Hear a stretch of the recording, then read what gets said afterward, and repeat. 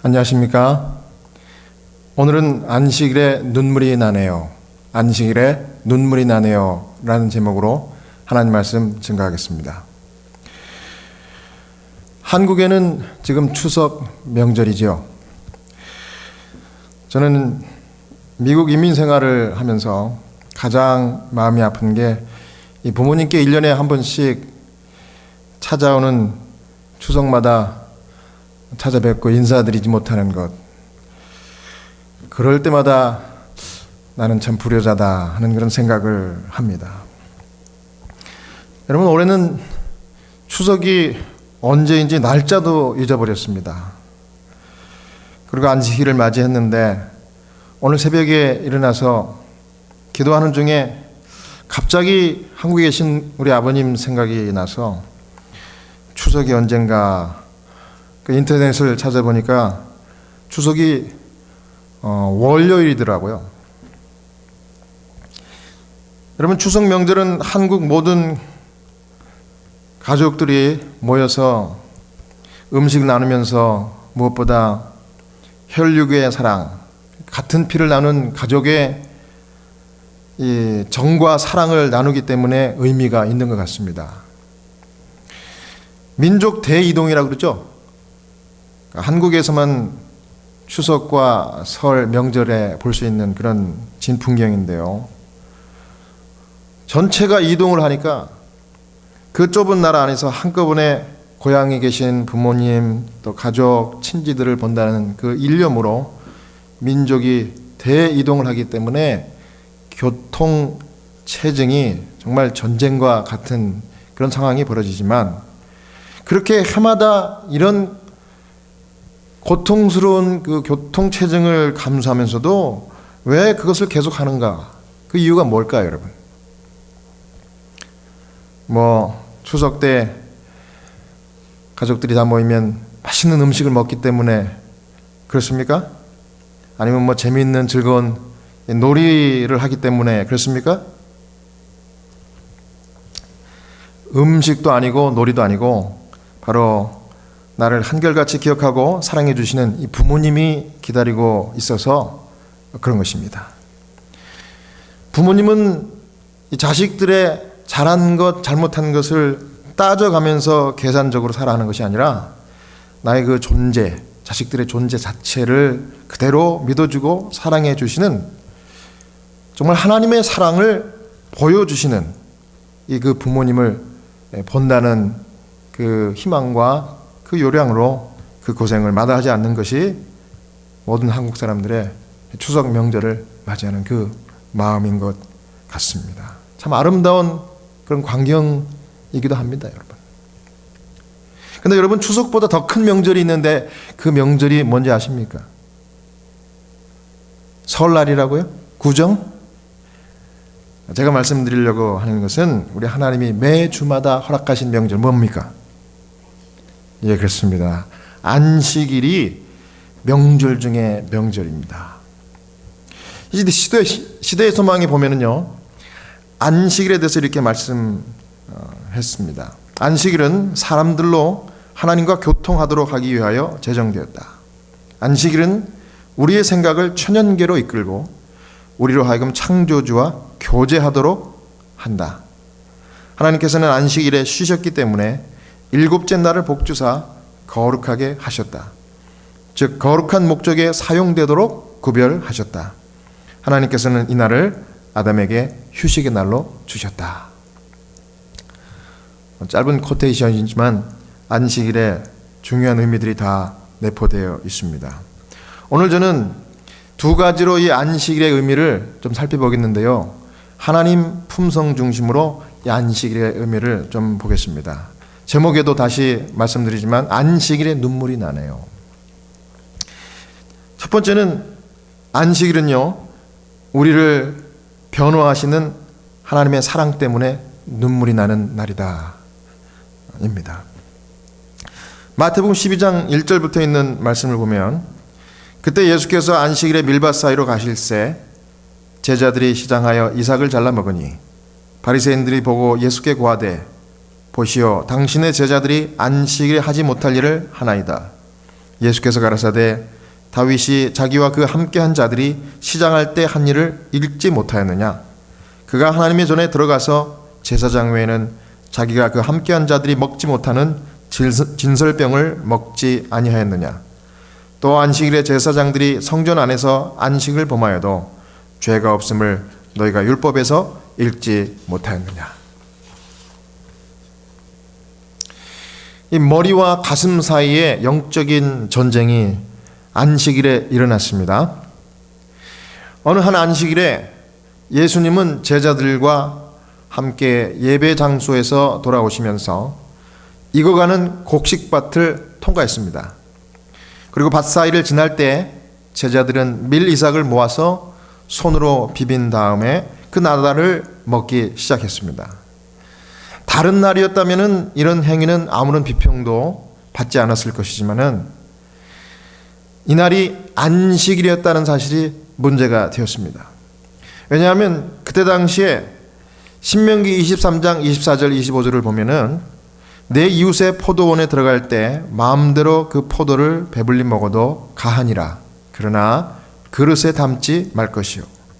또 내 이웃의 곡식밭에 들어갈 때 내가 손으로 그 이삭을 따도 가하니라.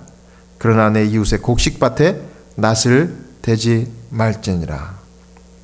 그러니까 농업을 주업으로 삼았던 이때 당시에 사람들은 이 곡식밭이나 이 포도밭의 주인들이 가난한 이웃 사람들과 함께 나눠 먹는 그 정신이 일반적인 그때 당시의 정신이었습니다. 그래서 누구든지 행인이 지나가다가 곡식밭에서 또는 포도밭에서 배가 고파서 그 곡식이나 포도를 따 먹는 것을 우리는 도적질이나 서리한다 이렇게 하지 않았습니다.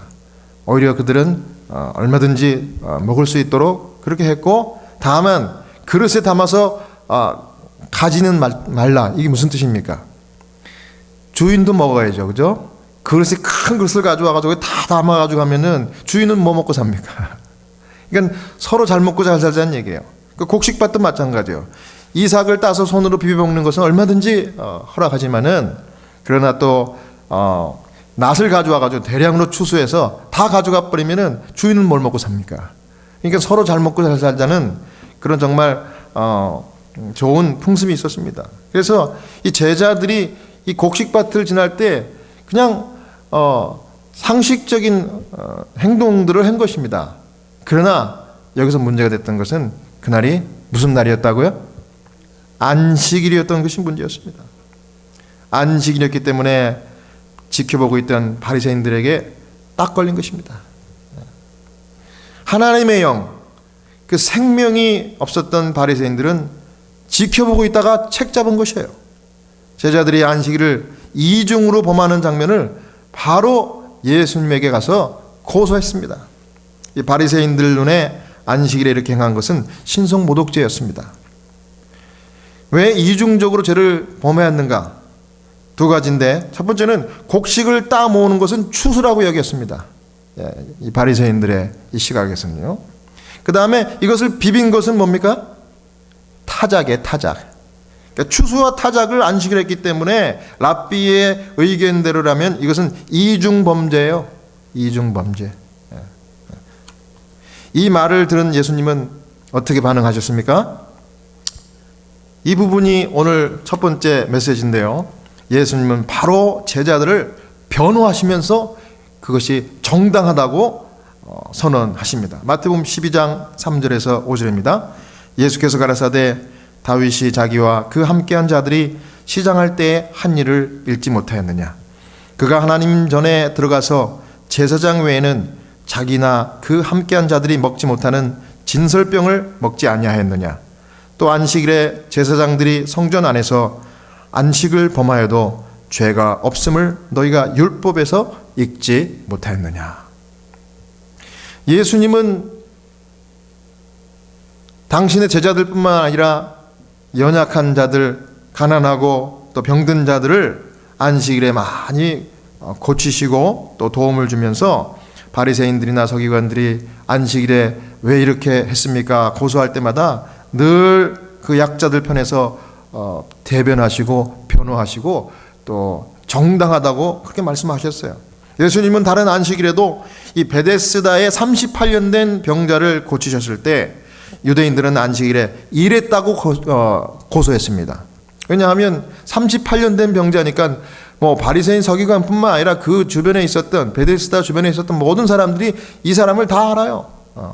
늘 그렇게 병자로 있었던 걸 압니다. 그런데 이 사람이 일어나서 걸어다니는 것을 놀랍게 생각하기는커녕 그 사람이 뭘 들고 갔습니까? 그 사람이 38년 동안 깔고 누웠던 그 자리를 들고 간다고 들고 가는 그 행위를 안식일을 범하였다고 지적합니다. 그러면서 물어봅니다. 누가 너더러 이것을 들고 가라고 안식일에 이것을 들고 가라고 명하였느냐? 그랬더니 이 고침받은 병자가 예수란 분이 나에게 자리를 들고 걸어가라고 해서 내가 이 자리를 들고 걸을 수 있게 됐습니다. 나는 이렇게 병을 고침받았습니다. 기뻐서 이야기한 것입니다. 그때 이 바리새인들이 예수님에게 이 사실을 이야기하면서 고소하였습니다. 그때 예수님 뭐라고 이 베데스다에 38년 된 병자를 대변하십니까? 내가 그렇게 했다. 내가 이 병자로 일어나서 자리를 들고 걸어가라고 명령했다. 왜냐하면 나는 하나님과 동일하게 안식일에 일하는 사람이다. 그러면서 내가 했다고 하면서 이 사람은 정당하다고 변호하신 것입니다. 그러면서 마태복음 12장 6절에도 내가 너에게 이르노니 성전보다 큰 이가 여기 있느냐.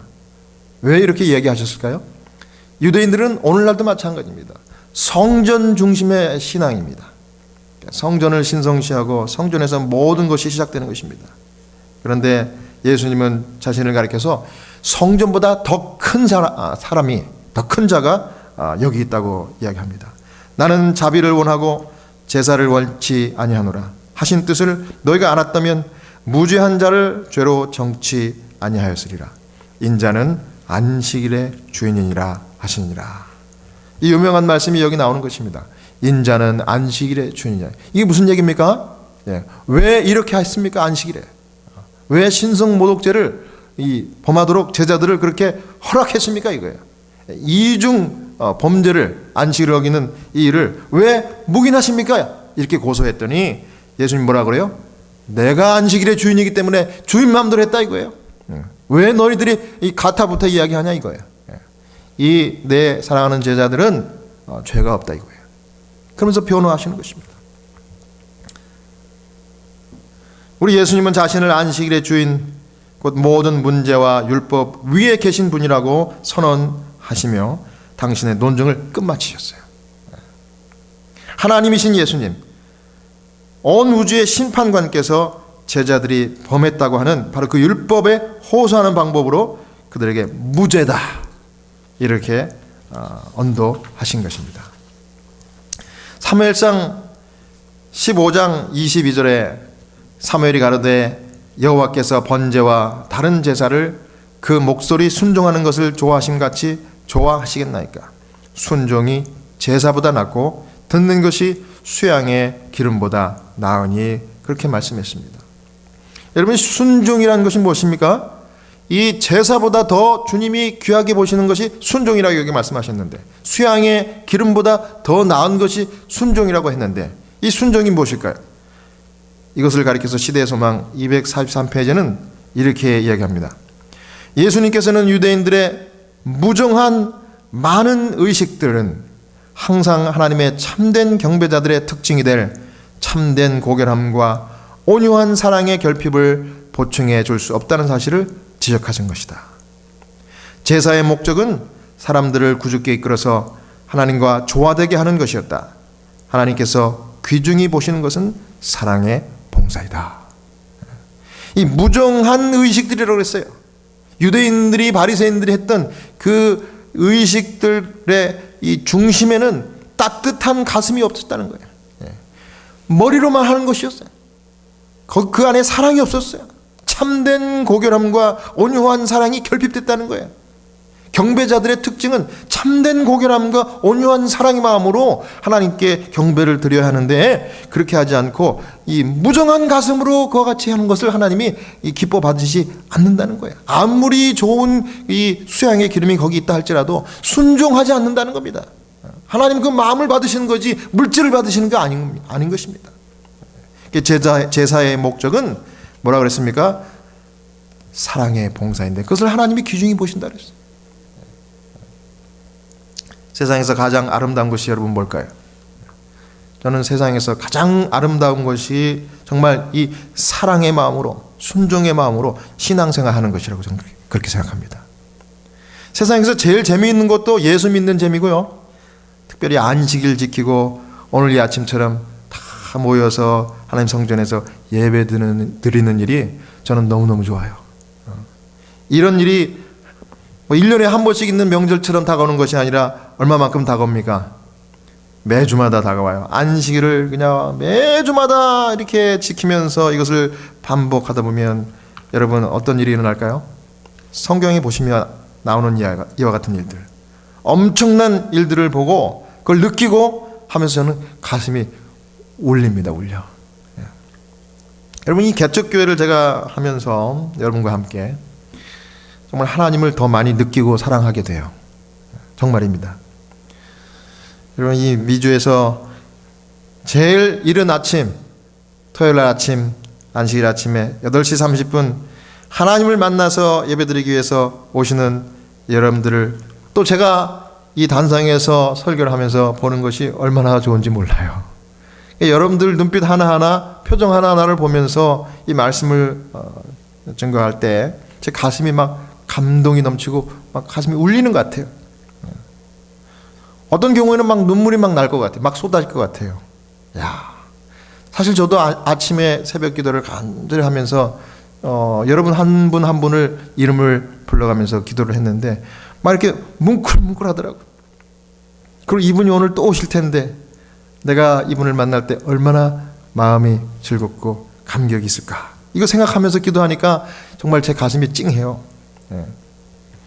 근데 여러분, 이 찬양교회가 몇 안 되는 분들, 저 여러분들이 모였지만은 참 한 분 한 분이 희생할 줄 알고 또 감사를 표현할 줄 알고 또 희생과 감사로 시작된 교회가 이 교회입니다, 여러분.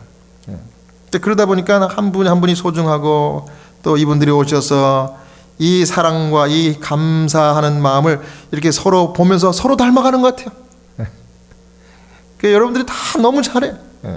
어떤 분들은 우리 안 목사님 같은 경우는 정말 2시간 걸려서 앤드루스에까지 오세요. 아침 일찍 8시 반에 여기 도착하려고 그러면 이 미시간과 여기는 1시간 차이가 있는데도, 그러니까 얼마나 일찍 출발하셔야 돼요. 더군다나 이 자녀들까지 다 준비시켜가지고 오면은 참 제가 이분들 그 여기 오는 모습만 봐도 그냥 감동이 넘쳐요.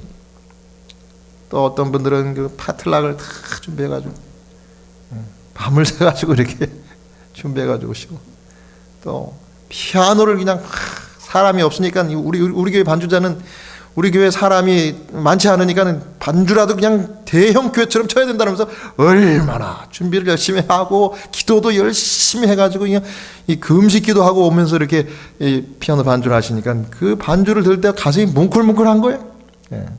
그러면서도 하나 힘든 표정 안 하고. 이도 아니고 저도 아닌 분들은 무엇을 가지고 희생하실까요? 이 교회 오면서 헌신할까요? 이 머릿수라도 채운다는 얘기예요.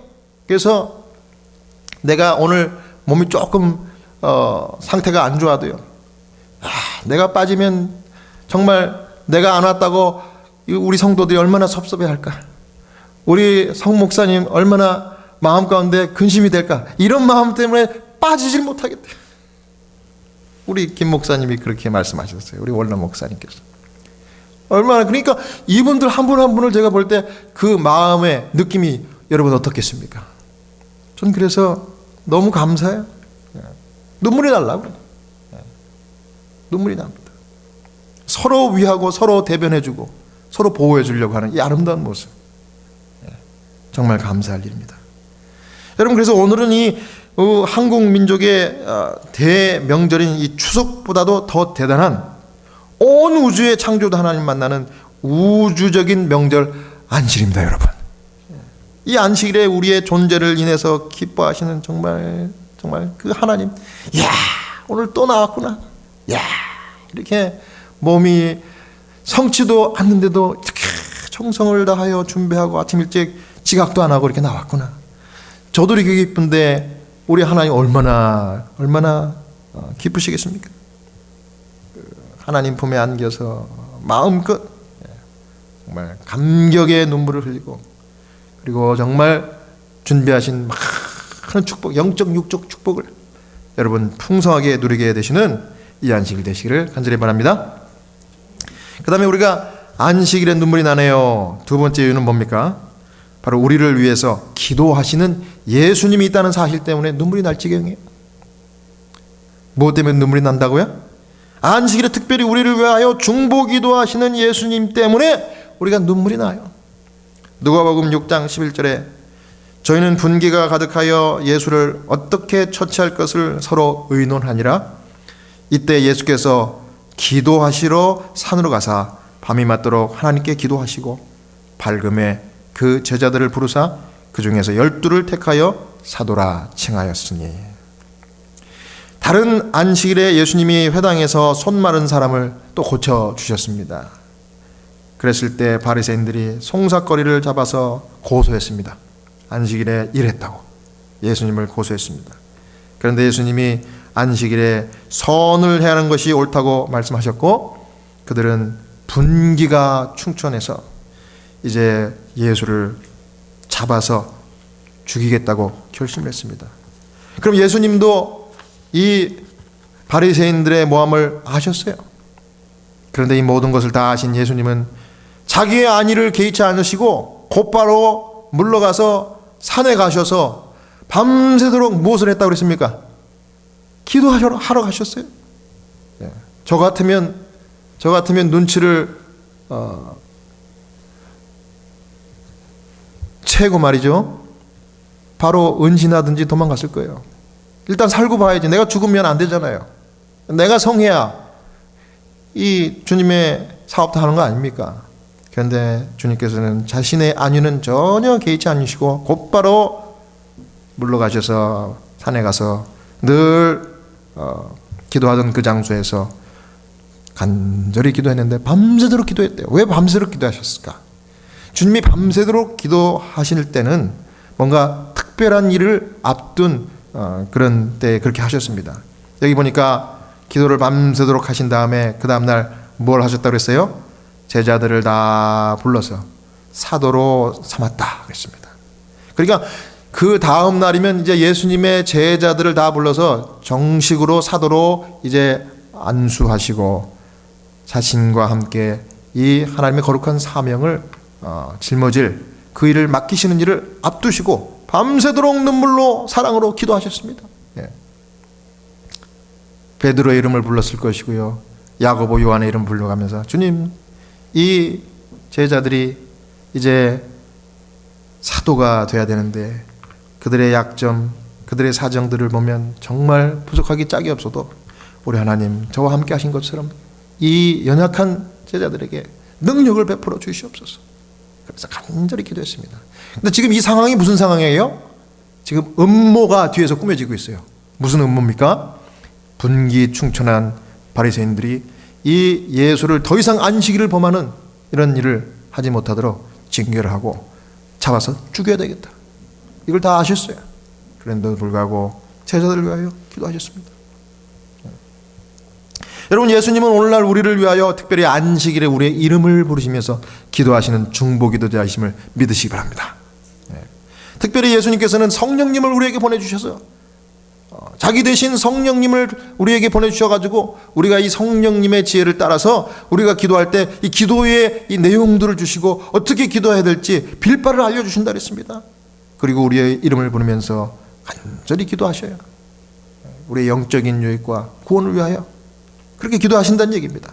로마서 8장 26절이죠. 이와 같이 성령도 우리 연약함을 도우시나니 우리가 마땅히 빌바를 알지 못하나 오직 성령이 말할 수 없는 탄식으로 우리를 위하여 친히 간구하시느니라. 아멘.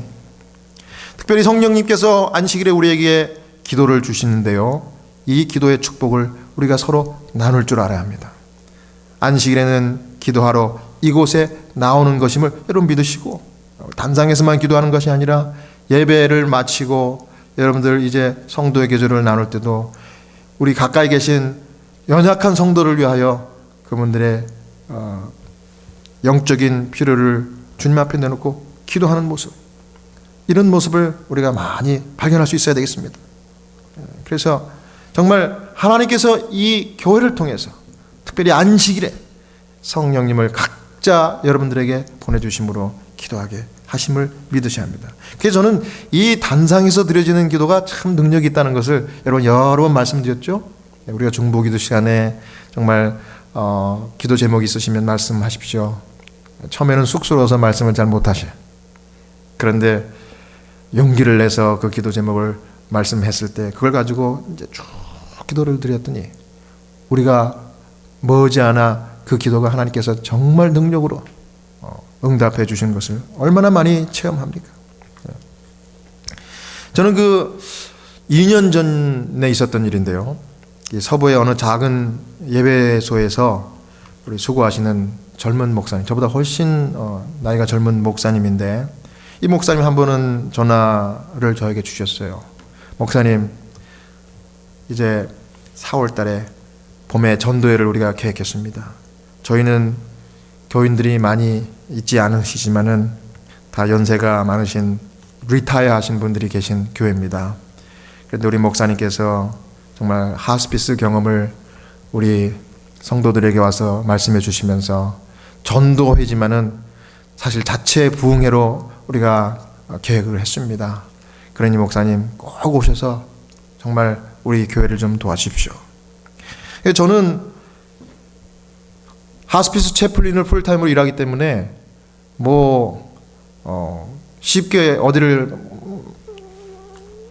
가고 그렇게 하진 못해요. 그래서 제가 그때 어떻게 좀 가려면은 휴가도 내야 되고 쉽지 않는데요, 이렇게 얘기했는데 어르신들, 리타이어 하신 분들 이런 얘기를 우리 젊은 목사님이 하시니까 제가 거기에 아주 마음이 짠한 마음이 들어서 그렇습니까?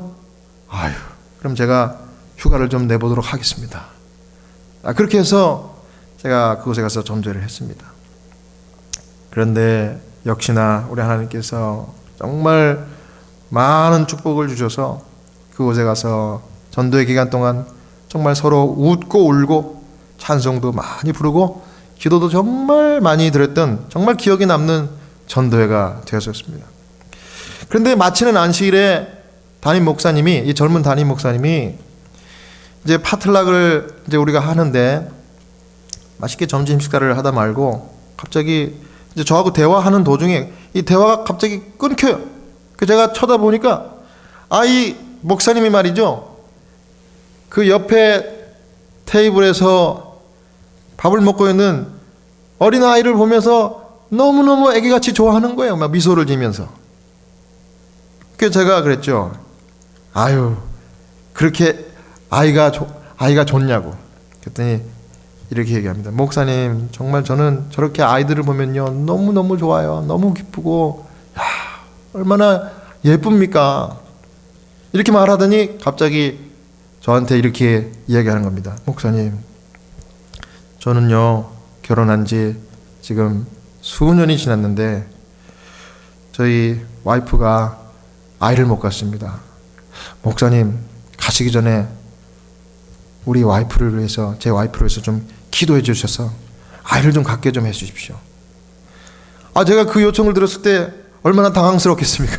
제가 어떻게 하나님도 아니고 물론 기도를 드릴 수는 있지만은 모든 것을 하나님께 맡기고 우리가 그럼 기도합시다. 이러고서 우리 사모님을 모셔다가 우리 목사님과 함께 우리 셋이서 같이 무릎 꿇고 간절히 기도했습니다. 하나님 아버지, 정말 사랑하는 이 목사님 그리고 우리 사모님을 축복하셔서 이렇게 교회에 제사장 직분을 맡겨주시니 감사합니다. 주님, 정말 이 목사님 네 분을 복주해서 아브라함처럼 사라처럼 정말 자식을 볼 수 있는 그런 놀라운 역사가 일어날 수 있도록 주의 뜻을 이 목사님에게 베풀어 주시옵소서 이러면서 간절히 기도했어요. 그러고서 이제 저는 전도회를 마치고 왔죠. 그리고 저는 이제 2년 동안 까마득하게 잊고 있었어요. 그런데 지난 목회자 총회에도 이 목사님이 얼굴이 안 보이더라고요. 그래서 좀 이상하다 이러고 있었는데 오늘 아침 새벽에 기도를 하다가 갑자기 이 목사님이 생각나는 거예요. 근데 이 목사님이 저하고 이 페이스북 친구거든요. 그래서 제가 기도를 마치고서 새벽 기도를 마치고서 제가 페이스북을 이렇게 살펴봤어요. 그랬더니 그 페이스북에 이 목사님이 사진을 올렸는데 무슨 사진을 올렸을까요? 어떻게 하셨어요? 이 목사님이 아이를 낳은 거예요. 이 사모님이 며칠 전에 아이를 낳았다 그러면서 그 태아의 사진을 찍어가지고요, 그냥 페이스북에 도배를 해놨더라고. 근데 보니까 딸이에요. 이 목사님 너무 좋아하는 그 글을 올렸습니다.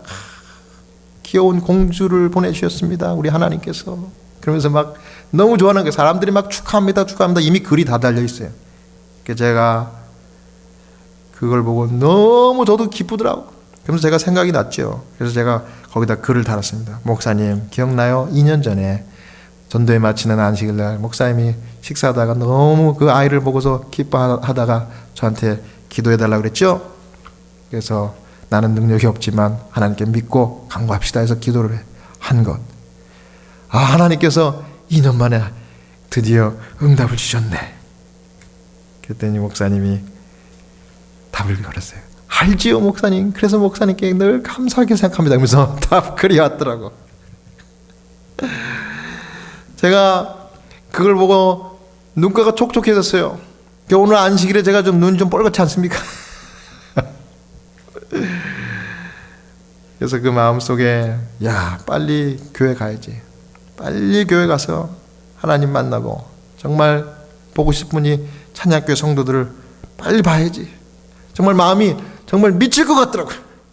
그래서 제가 운전하면서 마음속으로는 또 더 달려왔습니다.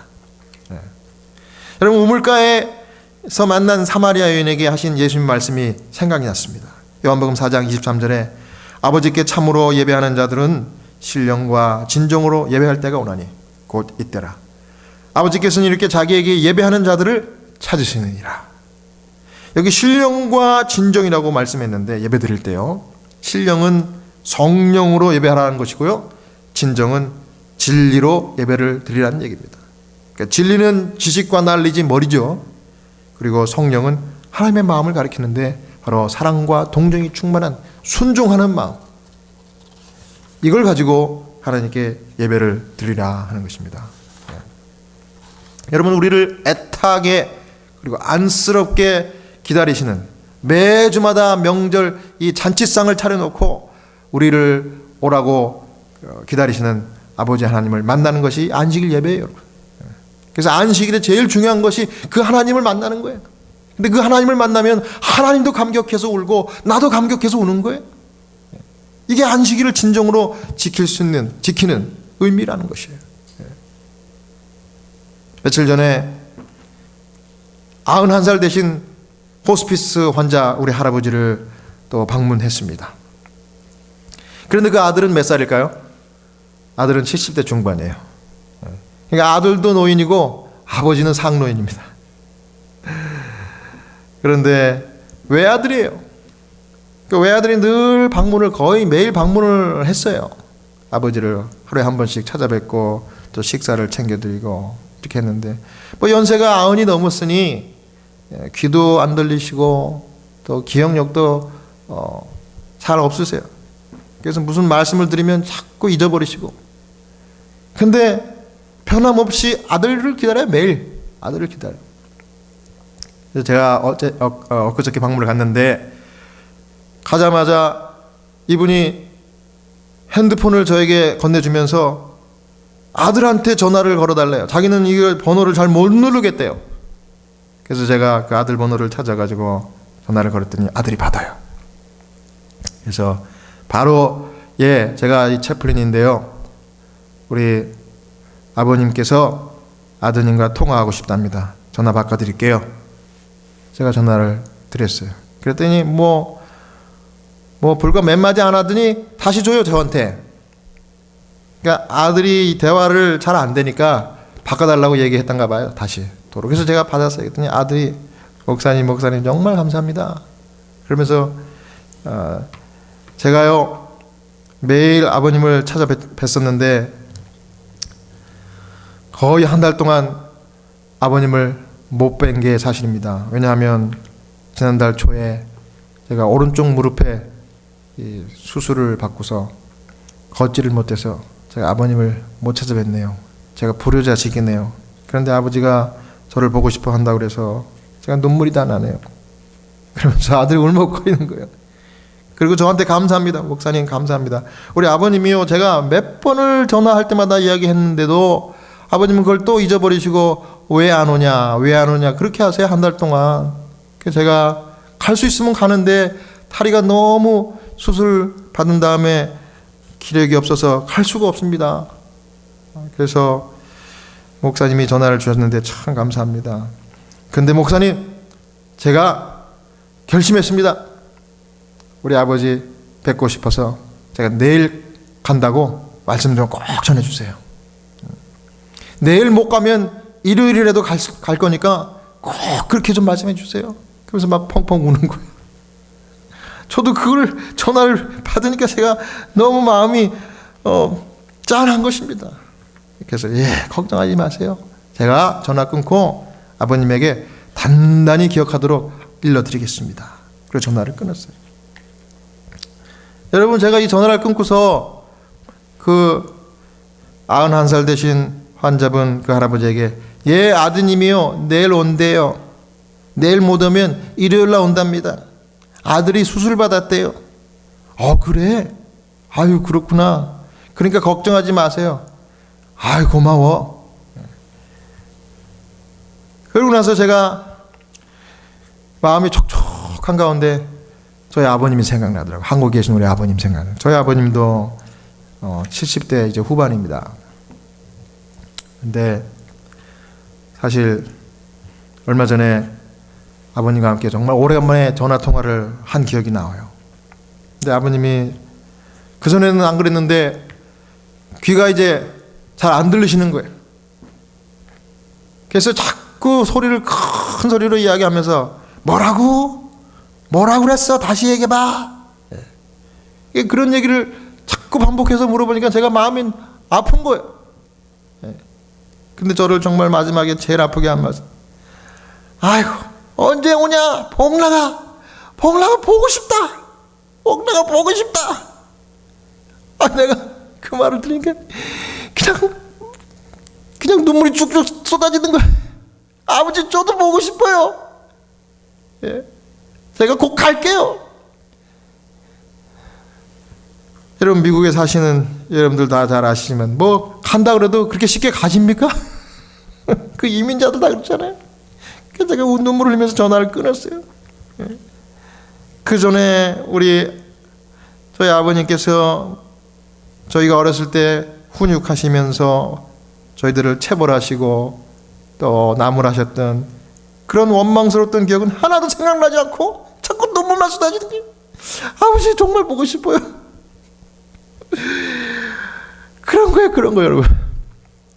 사랑하는 성도 여러분, 우리 하나님, 하늘아버지, 온 우주의 주인께서 우리 친아버지보다 더 사랑하시는 하나님께서 우리에게 정말 이와 같은 넘치는 축복과 사랑과 은혜를 쏟아부어 주시기 위해서 명절 중에 최고의 명절은 안식일 명절을 말이죠. 1년에 한 번도 아니고 한 달에 한 번씩도 아니고 일주일에 한 번씩 우리를 위하여 주셨어요. 이 귀한 안식일을. 여러분, 그래서 이 안식일에는요, 세상 없어도 어디 와야 돼? 우리 아버지 하나님 만나러 이곳에 오셔야 하는 거예요. 그래서 주님께서 십계명에 뭐라고 그랬습니까? 안식일을 기억하여 거룩히 지켜. 이게 무슨 말입니까?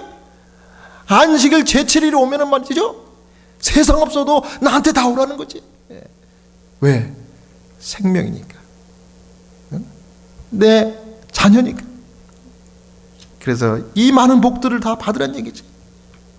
그뿐만 아니라 우리가 잘했든 잘못했든 그거 따져가면서 우리를 사랑하는 거 아니고 그저 부모의 심정으로 그냥 무조건 우리의 존재 자체를 사랑해서 그냥 오는 우리들을 정말 안아주시고 우리에게 정말 대변자가 되시며 또 우리의 연약한 부분들을 직접 자신이 중보자가 되셔가지고 기도하시는, 또 성령을 보내셔가지고 우리가 입을 열어 기도할 때 이 안식일에 축복 기도를 할 수 있게 해주시고 정말 깊은 이 기도를 하게 하시는 분이 그 하나님이세요. 사랑한다. 그래서 안식일을 우리에게 주신 것입니다. 여러분, 안식일이 더 이상 짐이 아니에요. 이 안식일은 우리에게 넘치는 축복이고 아버지의 사랑 그 자체입니다. 시대의 소망 246페이지는 이와 같이 기록했습니다. 안식일을 그리스도의 창조와 구속의 표징의 능력으로 받아들이는 모든 사람에게 그날은 즐거운 날이 될 것이다. 그들은 그 속에서 그리스도를 봄으로 그리스도 안에서 즐거워할 것이다. 그리스도 우리 주님, 우리 아버님께서, 우리 하나님께서 안식일의 주인 되시고 그 주인이 우리를 무죄, 우리는 정당하다, 우리는 구원의 자녀라고 축복해 주시고 다시 한번 그것을 확인시켜 주시는 날이 바로 이 안식일인 것입니다. 오늘 주님을 만나기 위해서 아침 일찍 나오신 여러분, 또 이 방송을 통해서 하나님을 예배하는 여러분들, 정말 모든 것들을 주님께 맡기시고 정말 이 안식일에 그리스도를 보시고 그리스도 안에서 정말 최고의 즐거움을 누리게 되시는 여러분과 제가 되기를 바라면서 오늘 말씀을 마치겠습니다.